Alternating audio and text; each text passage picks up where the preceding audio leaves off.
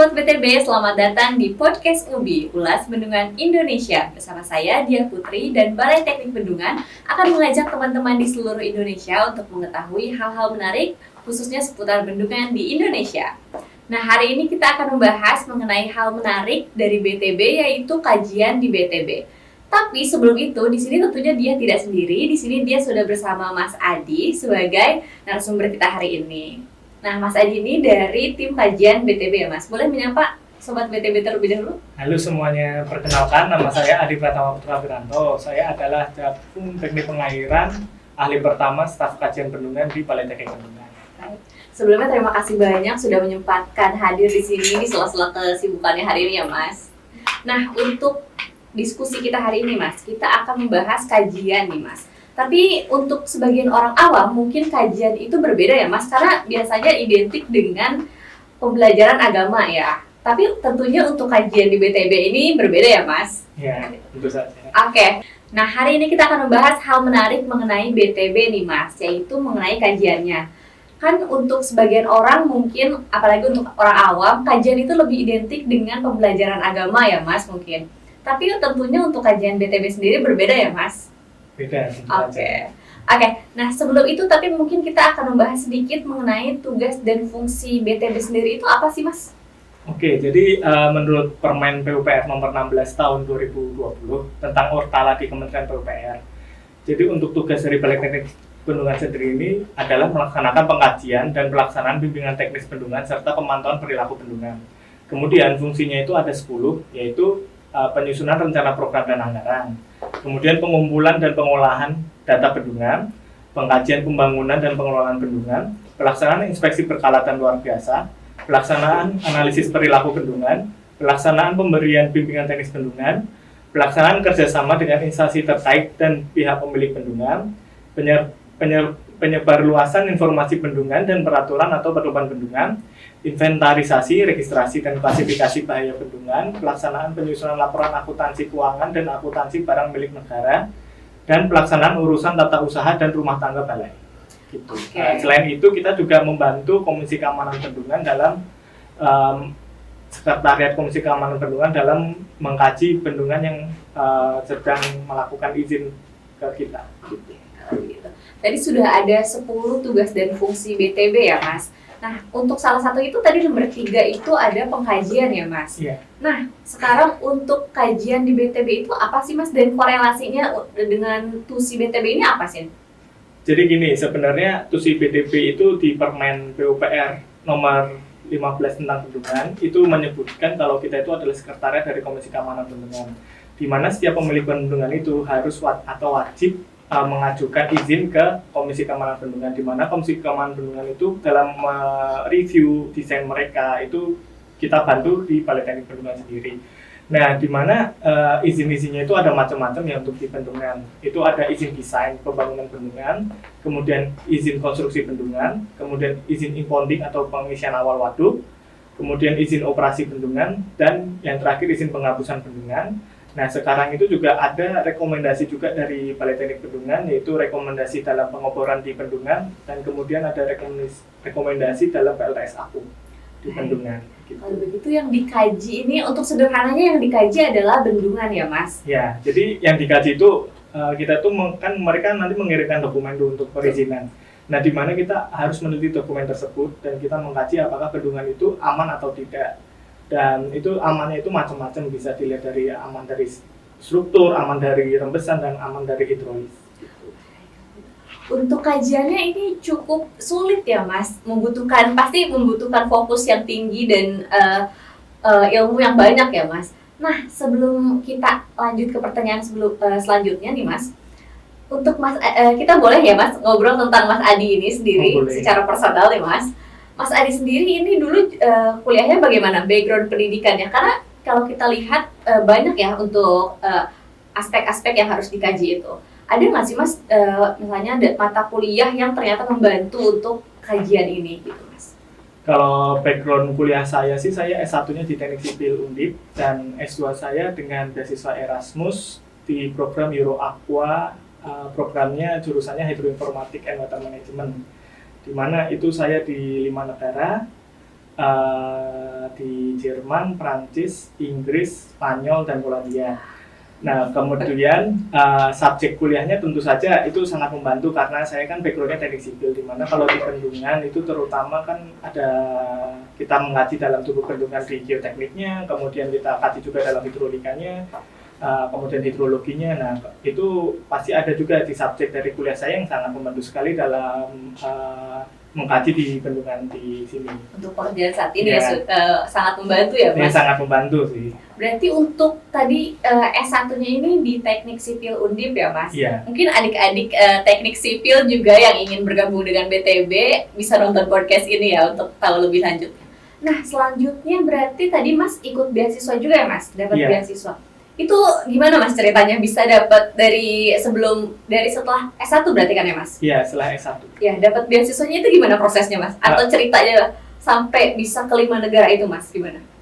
Jadi sebelumnya saya cerita dulu kan kalau di tempat saya itu dulu ada namanya dosen pembimbingnya. Nah, kebetulan dosen pembimbing saya itu anaknya itu satu program dengan saya tapi udah jauh banget senior gitu kan. Nah, kemudian saya emang pas habis S1 itu emang pengen kuliah di luar, makanya saya latihan IELTS. Nah, kemudian guru IELTS saya itu ngasih tahu nih ada beasiswa Erasmus salah satunya. Nah, kemudian saya buka, terus saya lihat program itu, ternyata program itu sama yang seperti anaknya dosen saya itu. Nah, kemudian saya daftar, pas itu programnya Hydroinformatik and Water Management itu. Nah, kemudian ya tunggu pengumuman keterima. Oh iya. Untuk tesnya sendiri apa aja nih Mas? Ada esai kah? Kemudian ada IELTS kan? Terus apa lagi Mas? Kalau tesnya sih standar ya. Kalau di Erasmus itu mereka hanya membutuhkan IELTS 6,5. Kemudian kita butuh motivation letter. Jadi kenapa kalian ingin melanjutkan kuliah di sana dan ke apa yang kalian ingin dapatkan. Kemudian rekomendasi letter dari dua profesor atau salah satunya academic supervisor. Salah satunya adalah atasan langsung kalau udah kerja. Oh, baik. Gitu. Kalau untuk yang belum bekerja mungkin Mas, gimana? Kalau belum bekerja bisa dua-duanya dari academic supervisor atau profesornya. Yang penting sih yang pernah bekerja sama dengan kalian sih pastinya sih. Nah, untuk tadi sudah ke 5 negara ya Mas? Yeah. Kan biasanya untuk beasiswa sendiri biasanya hanya di 1 negara ya Mas? Itu untuk 5 negara itu gimana tuh Mas? Jadi itu ini emang program dari Uni Eropa ya. Jadi Uni Eropa tuh memberikan beasiswa untuk negara-negara, kayaknya sekarang udah semua negara deh. Nah itu emang mereka programnya itu untuk mempromosikan culture-nya Eropa itu gimana. Jadi makanya kita juga pindah-pindah negara. Nah itu nama program itu Erasmus Mundus Joint Master, di mana itu pasti akan lebih dari 1 negara, minimal 2 negara gitu. Nah, kalau bahas tadi kan Mas udah S1-nya di Teknik Sipil, kemudian S2-nya ikut beasiswa juga. Di mana sih Mas yang pembelajarannya ini lebih terpakai gitu Mas? Karena kan untuk S2 itu lebih mengkerucut ya Mas dibanding S1 gitu. Gimana Mas? Untuk membantu pekerjaan, mana sih yang lebih banyak digunakan ilmunya Mas?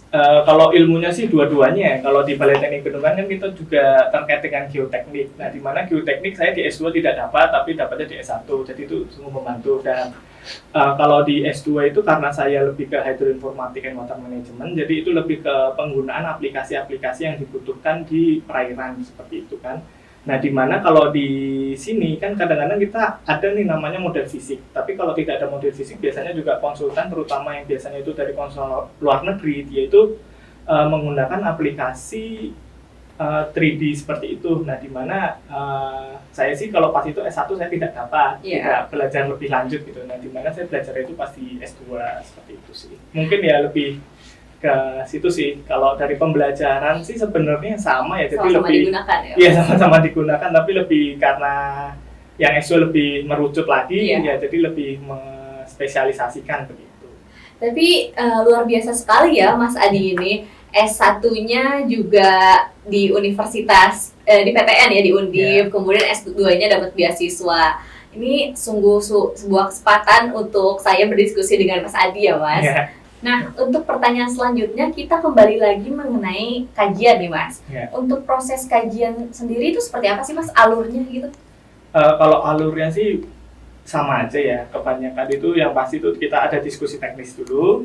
Jadi yang pasti sih pemohon harus mengajukan surat dulu permohonan untuk melakukan meminta izin untuk membangun bendungan, di mana nanti kita akan membuat diskusi teknis dengan tenaga ahli paruh waktu, atau sekarang kalau nggak salah namanya tenaga ahli panel. Nah, kemudian kita akan membahas terkait tentang, mungkin kalau pasti desain hanya terkait tentang geotekniknya, geologi, instrumentasi, hidrologi, hidrolika.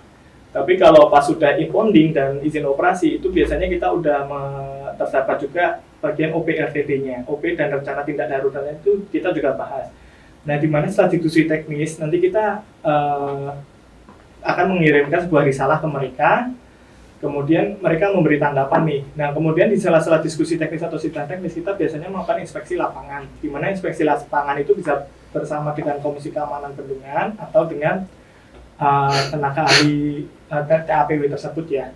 Kemudian kita akan mengadakan sidang teknisnya ini dengan TAPW dan KKP tersebut, kemudian sidang pleno oleh KKP saja. Gitu. Kalau gitu, prosesnya cukup panjang juga ya. Iya. Untuk kajian ini sendiri dari BTB ini ada mungkin ini tuh pekerjaan individual atau yang ada timnya, Mas? Karena kan dari prosesnya cukup panjang ya. Atau misalnya untuk kajian yang pertama itu ada tim sendiri atau kemudian dilanjut tim selanjutnya atau kayak gimana, Mas? Jadi kalau di BTB sendiri itu nanti kita akan membentuk tim nih. Contoh ya, misal kita ada pembangunan desain bendungan. Kalau desain biasanya timnya hanya 3 orang. Jadi kan itu nanti di diskusi atau sidang itu nanti kita ada breakout room untuk diskusi teknis dan sidang teknis. Nah, di mana per orang itu nanti di-assign berdasarkan ruang utama itu geoteknik dan instrumentasi, terus kemudian hidrologi, kemudian hidromekanikal.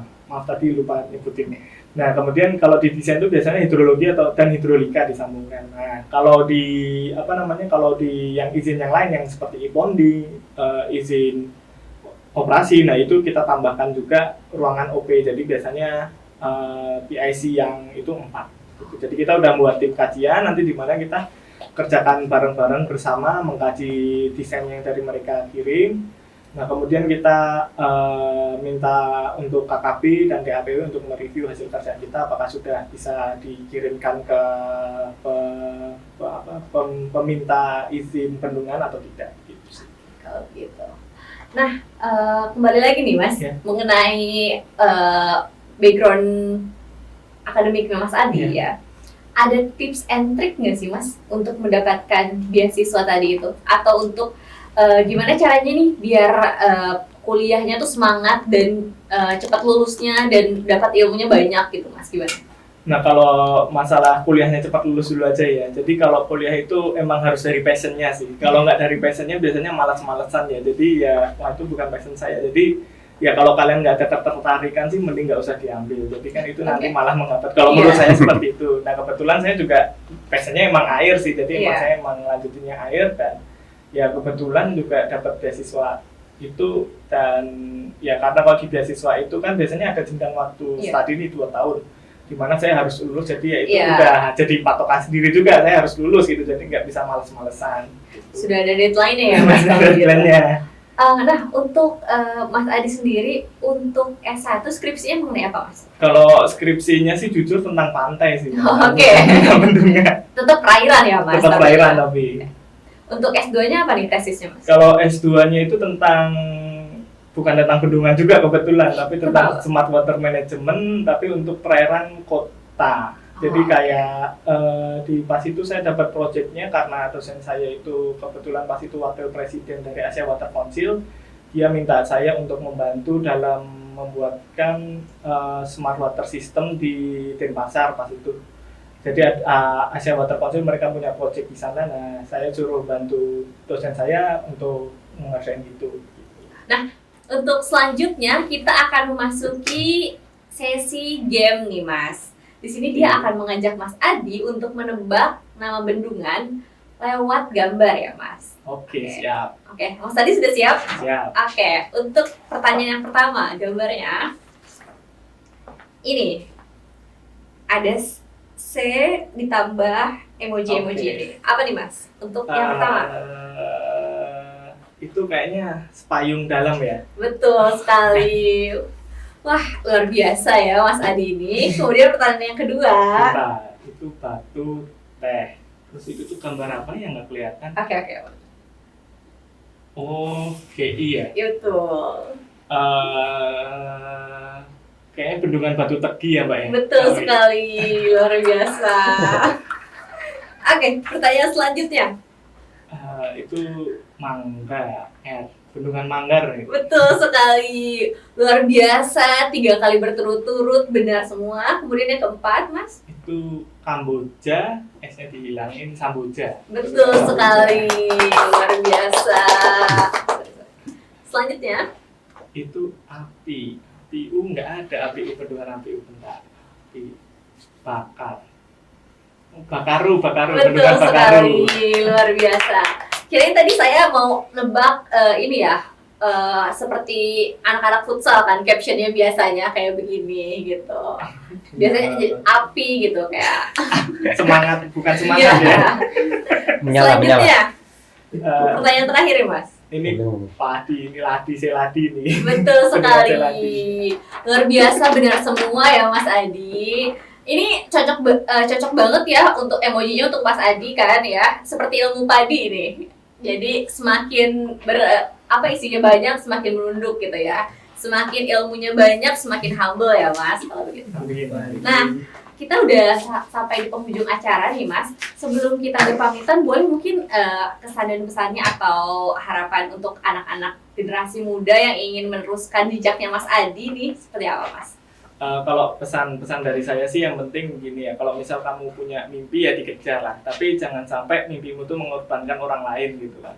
Karena kita kan kalau di PU ini kan kita bekerja itu sebagai tim, kita tidak bisa misal mencontoh membangun bendungan sendiri itu kita nggak bisa. Nah kita tetap harus berkoordinasi dengan yang lain, salah satu kontraktor, konsultan atau teman-teman kita untuk dalam pembangunan bendungan ini. Jadi kalau di PU atau kalau kalian ingin melanjutkan di PUPR sih, kalau saran saya sih pintar boleh, tapi yang penting fokus utama kita harus mau bekerja sama dengan orang lain. Mungkin itu aja sih. Baik kalau gitu. Terima kasih banyak ya Mas Adi atas waktunya dan kesempatannya untuk kita bisa berdiskusi bersama. Kemudian juga mungkin kedepannya bisa datang lagi ke podcast kami, mungkin di diskusi yang berbeda ya kalau gitu. Ya, Oke, untuk sama-sama Mas Adi. Untuk Sobat WTW juga yang sudah menonton, terima kasih banyak. Jangan lupa like, comment, dan subscribe. Jangan lupa aktifkan notifikasinya agar tidak ketinggalan berita-berita menarik seputar bendungan khususnya di Indonesia. Terima kasih. Terima kasih.